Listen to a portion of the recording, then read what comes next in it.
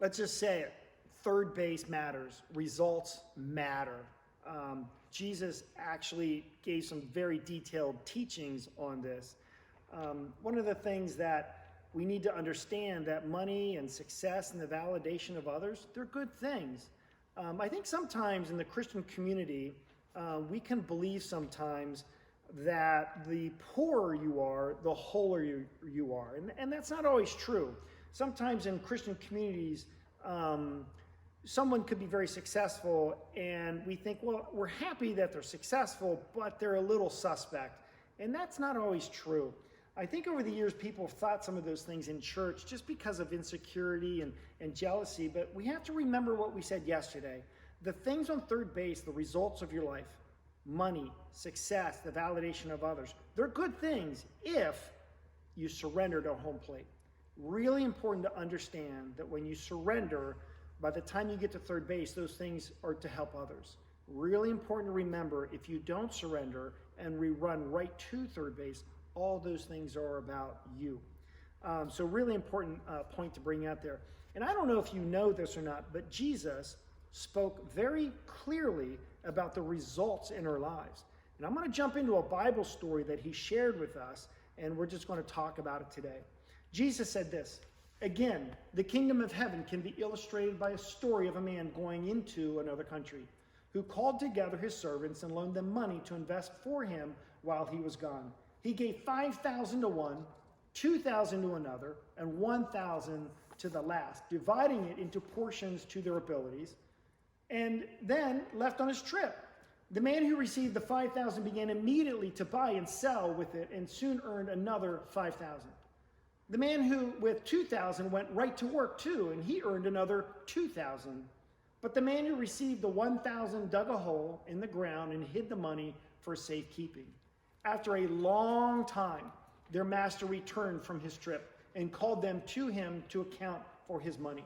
The man to whom he had entrusted the 5,000 brought him 10,000. His master praised him for the good work. For you've been faithful in handling this small part, he told him. So now I will give you many more responsibilities. Begin the joyous task I have assigned to you." Next came the man who had received the 2,000 with the report, "Sir, you gave me 2,000 to use, and I have doubled it." "Good work," his master said. "You are good and a faithful servant. You have been faithful over this small amount, so now I will give you much more." I have to ask you this question. Have you viewed your Christianity like this? Like, is that your framework for God, religion, and church? This idea that God has given you talents and given me talents. He's given you spiritual freedom, time, money, and energy, and he's the master, and he shares these things with us, and he's gonna go off on a trip, and he's gonna come back, and we're all gonna be in the same room, and he's gonna look to you, and he's gonna look to me and ask the question, what have you done to build my kingdom with the things I've given you? Is that how you view Christianity? Or has Christianity become something that you just try to fill up your life with Christian events? Somehow we've kind of settled. Because I don't think this is how a lot of people view Christianity. I think sometimes we view Christianity through the grid of religion, of things I have to do and the volunteer hours I have to put in. We don't really look at it as Jesus giving us these talents, and he's going to come back and hold us account to the reality of, hey, what have you done to build my kingdom? So I would really encourage you to think about if that is how you view Christianity. Now, be honest when I ask you this question. If you had a friend and they went to church and they came and met you for coffee and they say, "I had the most unbelievable moment. I went to a local church. I experienced God's grace. It completely healed me, transformed me. All my sin has been washed away. It has so radically changed me and my family. I now want to take my spiritual freedom, my time, my energy, and everything God's given me, and I want to pour it into God's kingdom. I'm so in." What would you say to that person? What would his or her family say to that person? Wouldn't everybody kind of take a stand back and say, "Hey, wait a minute, have you thought through this?" Wouldn't people around this person say, "Hey, maybe you should be a little more balanced," right? Or wouldn't people be really concerned and say, hey, we want to go to church with you. It sounds like you've joined a cult. I think we just don't view Christianity like this. I think it should change the way we view Christianity. I think it should change the way we prioritize our lives. So one servant was given 5,000, produces 5,000. One servant was given 2,000 and produced 2,000. And they were praised and they were rewarded. Let's talk about the other servant, the other guy in the office. Jesus says this, then the man with $1,000 came and said, sir, I knew you were a hard man, and I was afraid you would rob me of what I earned. So I hid your money in the earth, and here it is. Given $1,000, he was afraid and did nothing. He just hides it, right? Now, before we move on, doesn't this sound reasonable? I mean, if you think about it, the guy didn't do anything wrong. He didn't lose it. He didn't hurt anybody. He didn't steal anything. He didn't embezzle anything. He just felt fear, and he was just afraid. Shouldn't we kind of reach out to the guy and say, we understand. We all feel fear too. You get a pass on this one. It's not a big deal.